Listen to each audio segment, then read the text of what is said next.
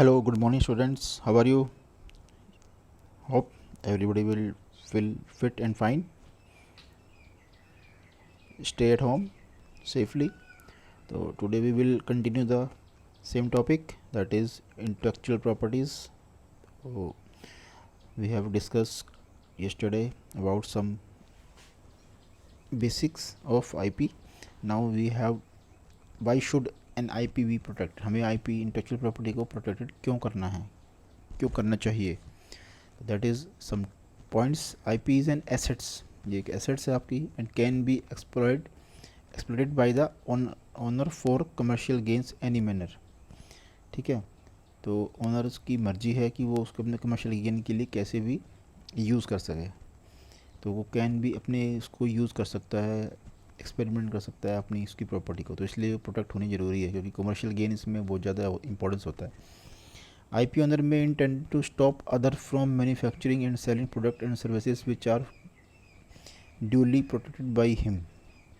ठीक है, तो हो सकता है कि वो वाली सेम चीज़ किस कोई और मैन्युफैक्चरिंग हो रहा हो, तो वो उसको स्टॉप कर सकता है कि नहीं, वो सर्विसेज, ये प्रॉपर्टीज़ मेरी है. If IP owner can sell or license IP for commercial gains, वो अपने कमर्शियल गेंस के लिए अपनी इसको सेल भी कर सकता है या उसके लिए लाइसेंस भी दे सकता है. IP can be use to establish the goodwill and brand value in the market. आपकी ब्रांड वैल्यू का काम आ सकती है आपकी intellectual property. IP can be mention in resume of its creator and the show competence of its creator. तो आप ये रिज्यूम में भी दिखा सकते हैं इंटेलेक्चुअल प्रॉपर्टी की आपने ये बनाया है, तो ये आपकी कॉम्पिटेंस भी शो करता है. IPR certificate establish legal and valid ownership about an intellectual properties. एक सर्टिफिकेट आपको इशू होता है, इसमें ये ओनरशिप के बारे में बताया होता है कि ये आपकी एक्चुअल प्रॉपर्टी है. तो इसमें आप लीगल एक्शन किसी के खिलाफ भी ले सकते हैं अगर वो सेम प्रॉपर्टी को यूज़ कर रहा है. तो यहाँ पर kinds of IPR intellectual property के एक होता है पेटेंट टू प्रोटेक्ट टेक्नोलॉजी. एक आप पेटेंट इसको करा सकते हैं कि उस टेक्नोलॉजी को कोई और यूज़ ना करे. ट्रेडमार्क टू प्रोटेक्ट वर्ड, कोई वर्ड, सिंबल, साइन, लोगों को आप प्रोटेक्ट करा सकते हैं कि ये मेरा ट्रेडमार्क है. डिज़ाइन, आप कोई डिज़ाइन करा सकते हैं, कोई नेम की तरह कोई डिज़ाइन है, आपका अपने कोई सिंबल बनाया हुआ है, तो वो आपको यहाँ पर आप यूज़ कर सकते हैं. जियोग्राफिकल इंडिकेशंस है to product region specific product. कोई आपने यहाँ पर कर दिया कि इस एरिया में ये प्रोडक्ट मैंने ही बनाया है, तो उस रीजन में कोई प्रोडक्ट वो नहीं बेच सकता. कॉपीराइट कर सकते हैं आप कि आपने कोई आर्ट वर्क किया है तो वो आपका कॉपीराइट किया. तो these are the kind of intellectual property rights. तो ये कुछ रूल्स हैं. The patent act 1970, design act 2000, trademark act 99, geography, सारे. तो ये सारे आपको ये हल्के फुल्के याद ही रखने हैं. तो ये शुड भी, तो ये these are not the understand, कि आपको ये अंडरस्टैंड करने हैं. ठीक है. There is security. अब now the next topic is sorry hacking is identifying weakness in computer. Hacking is not a attack, it is a way to find the weakness in computer or network to exploit its weakness to gain access. उसको explore कर रहे हैं weakness को, जिससे वो कुछ gain करे, कुछ गेन एक्सेस कर रहा है, तो उसका कुछ भी में एम हो सकता है. तो वो या तो वो यूजिंग पासवर्ड करेगा, ठीक है, या उसके पास और भी मेथड्स होंगे.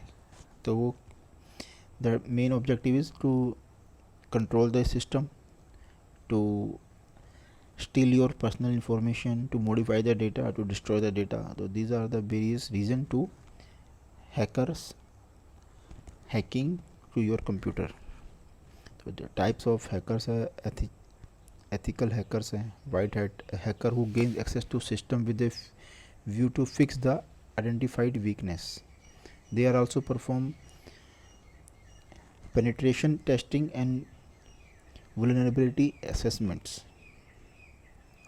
तो ये वाइट हैक मतलब ये these are the legal hackers, या कुछ आपके जैसे if you have any problem in your computer, तो आप उसको ऑनलाइन भी फिक्स करा सकते हैं. तो उसमें वो आपके सिस्टम को एक्सेस करने के बाद आपकी कमजोरियों को, आपकी वीकनेस को, प्रॉब्लम को दूर करते हैं. तो these are called ethical hackers. Then crackers. What is cracker?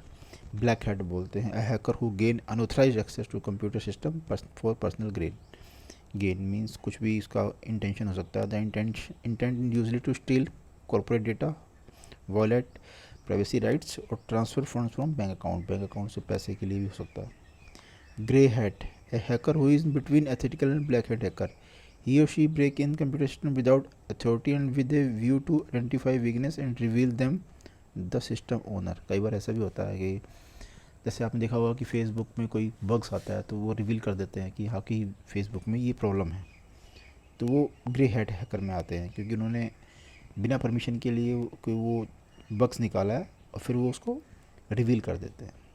Script kiddies होती है, a non skilled person who gain access to computer using already made tools, पहले से टूल्स बने होते हैं तो उसके थ्रू जाते हैं तो स्क्रिप्ट कीडीज बोलते हैं।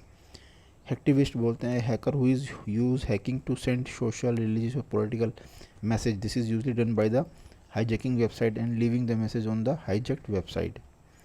तो जब वो हाईजैक करने के बाद उस पर वो, जैसे आपके टेररिस्ट होते हैं, कई बार आपकी साइट्स को हैक करके उसके ऊपर अपना झंडा वगैरह लगा देते हैं। फ्रीकर्स होते हैं, the hacker who identified and exploit weakness in telephone instead of computer, ये आपके टेलीफोन्स में कुछ आपके बग्स को ढूंढते हैं। ठीक है, तो now there will be a cyber law to protect और to stop the this type of crimes. तो cyber law is an law that apply to the internet and internet related technologies. Cyber law provide legal protection to people using the internet, तो internet के through ये legal protection देता है cyber law के, cyber crimes के against. This include both business and everyday citizens, तो ये दोनों के लिए है। Understanding cyber law is one of the most important to anyone who use the internet, तो ये समझना बहुत ज़रूरी है जो भी इंटरनेट को यूज़ कर रहे हैं। Cyber law is important because it touch almost all aspect of transaction and activities and involving the internet, world wide web और cyberspace. Every action and reaction in cyberspace has some legal and cyber legal angles। तो India में cyber law भी बना हुआ है किसी भी cyber crime को रोकने के लिए जिसमें टेक्नोलॉजी का यूज़ हो रहा हो, ठीक है, या कंप्यूटर यूज़ हो रहा हो। तो IT act 2000 was enacted in 2008 covering different type of crime under cyber law.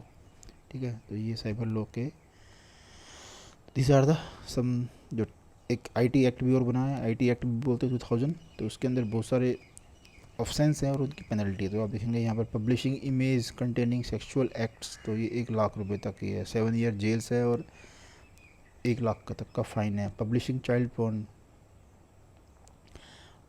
तो उसके लिए भी 1 लाख है, 5 ईयर्स है। ठीक है, फेलियर टू मेंटेन रिकॉर्ड, तो 3 ईयर्स की आपकी जेल है with fine. Failure refusal to comply with others, तो 2 लाख रुपए तक का है। Failure refusal to decrypt data को डिक्रिप्ट कर दिया तो 7 ईयर्स है।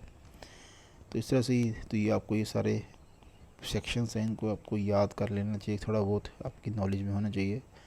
तो ये चीज़ें आपको समझनी है, जनरल चीज़ें हैं, अगर आपको जल्दी समझ में आ जाएंगी। नोट मेकिंग इनकी आप कर लीजिएगा। तो we will tomorrow new topic. तो today the network security is finished. Thank you.